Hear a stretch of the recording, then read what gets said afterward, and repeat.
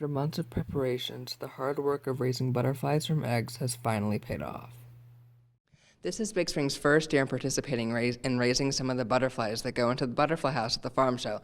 Let's take a look at how the plant and greenhouse science class went from planting milkweed to raising beautiful butterflies. We raised the monarchs, one, to allow the students to see how the whole process occurs of their life cycle, because it's rather unique, and most students don't realize as they're forming into that chrysalis, they are removing their eyes and their legs, and it's coming up through to the top of the body. And that's why if you go out there and look at them now, you can see black little clusters, and that was their original eyes and legs that have been removed so they can grow new ones and antennas and legs for becoming a butterfly. The other one is we always like to do some sort of research project in the fall in the greenhouse, and I thought that would be a great research project for them to try and for them to really enjoy, which they seem like they have.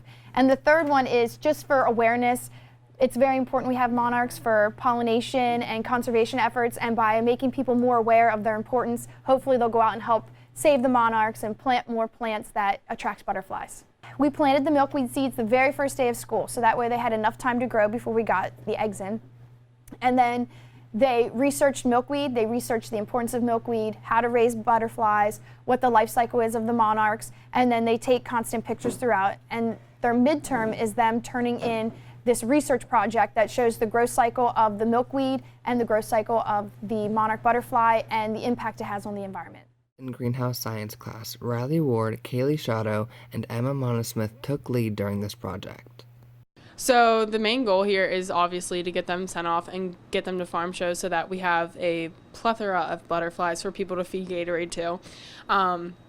Our main goal is just to get these butterflies eating as much milkweed as they can, get them to be the biggest and prettiest butterflies that there is. For us though, it's for our benefit. Obviously it's for the farm show's benefit. We continuously change out the trays of milkweed every week.